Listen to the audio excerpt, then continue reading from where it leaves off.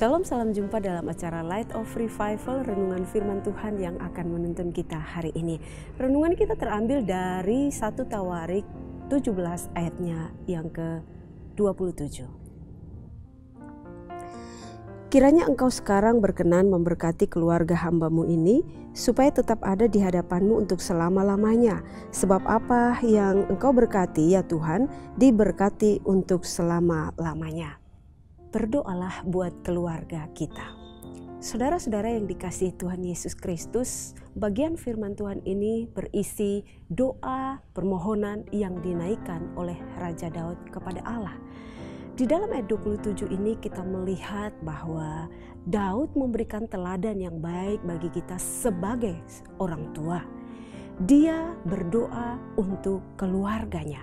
Dan di dalam ayat 27 ini, adapun permohonan-permohonan dia yang dinaikkan di dalam doanya kepada Allah, itu ada 3 hal.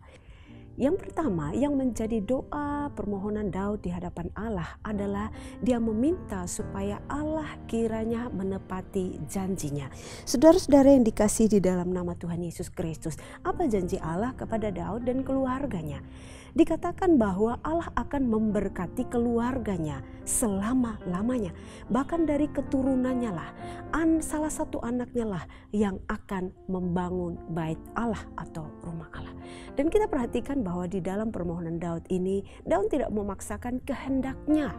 Tetapi Daud berkata kiranya, artinya Daud menyerahkan biarlah janji Allah itu tergenapi menurut kehendak Allah itu sendiri, jangan menurut kehendaknya. Dia berdoa menyerahkan itu supaya biarlah cara Allah dan dalam waktu Allah saja janji Allah itu bisa ditepati. Yang kedua yang menjadi permohonan Daud kepada Allah adalah supaya keluarganya diberkati oleh Allah. Di dalam ayatnya yang ke-27. Bapak Ibu saudara-saudara yang dikasihi di dalam nama Tuhan Yesus Kristus, berdoa meminta memohon kepada Allah supaya Allah memberkati akan keluarga kita. Itu adalah teladan yang kedua yang diberikan oleh Raja Daud. Dan yang ketiga adalah bahwa dia berdoa meminta kepada Allah supaya keluarganya itu tetap ada di hadapan Allah. Bapak Ibu, kalau kita melihat di dalam terjemahan lain, kalimat ini khusus di dalam ayat 29b ini adalah dia meminta, berdoa kepada Allah, memohon kepada Allah supaya keluarganya itu dari turun ke temurun sampai selamanya tetap hidup melayani Tuhan. Nah, ini 3 permohonan yang dinaikkan oleh Daud di dalam doanya kepada Allah. Bapak Ibu Saudara, bagaimana dengan kita? Bagaimana kita sebagai orang tua? Sudahkah kita berdoa bagi keluarga kita? Sudahkah kita berdoa bagi anak-anak kita? Sudahkah kita berdoa bagi keturunan-keturunan kita? Supaya apa? Supaya mereka diberkati oleh Allah. Supaya apa? Supaya mereka tetap hidup di dalam kebenaran-kebenaran Allah. Supaya apa? Supaya mereka tetap hidup dengan benar di hadapan Allah. Melakukan segala sesuatu yang dikenan atau yang dikehendaki Allah. Ingat bahwa tugas kita sebagai orang tua adalah kita harus berdoa bagi keluarga kita.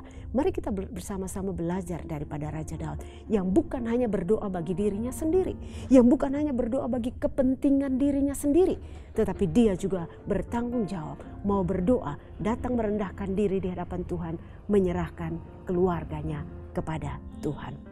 Biarlah kita selalu dan punya waktu untuk mau berdoa bagi keluarga kita masing-masing. Tuhan Yesus memberkati kita semua. Mari kita berdoa. Bapa, terima kasih untuk firman Tuhan pagi hari ini. Satu teladan yang indah daripada Raja Daud mengajarkan kepada kami. Kami pun bertanggung jawab mendoakan keluarga kami masing-masing. Tuhan, ampuni kami apabila selama ini kami tidak pernah berdoa secara khusus bagi keluarga kami masing-masing.